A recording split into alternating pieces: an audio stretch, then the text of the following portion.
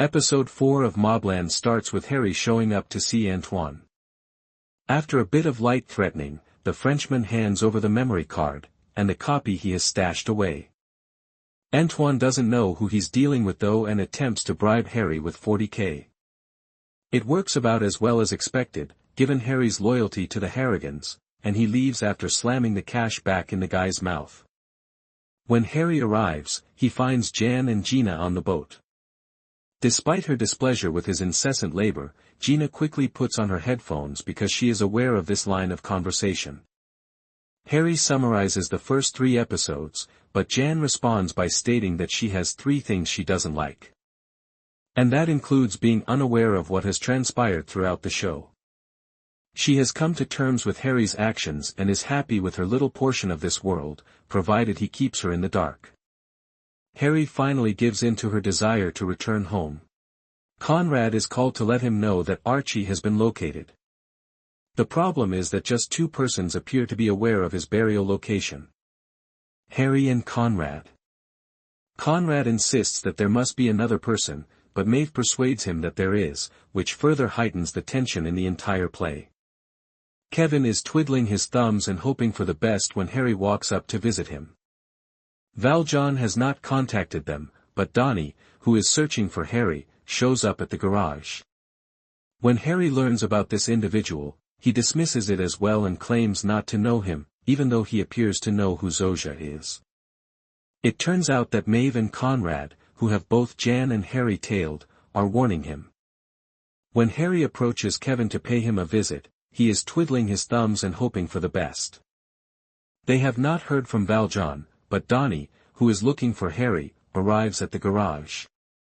Even though Harry seems to know who Souza is, he also brushes this person off when he finds out about him and says he doesn't know him.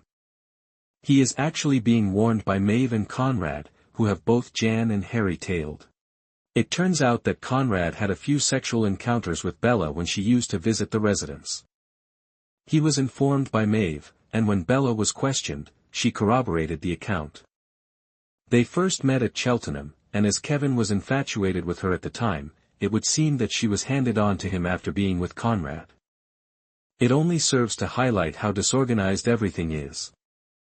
Jan goes to therapy in the interim and then messages Alice, the character from episode 1, to express his frustration with Harry. Conrad, on the other hand, arrives to the flat and starts flirting with Alice right once. This eventually turns nasty when she departs though, as Conrad threatens Jan and reminds her that Harry is family. Apparently implying that she has been tailed while out on the walk with Alice, she is cautioned about informing anybody about the marriage. Jan is quite shaken up when he goes.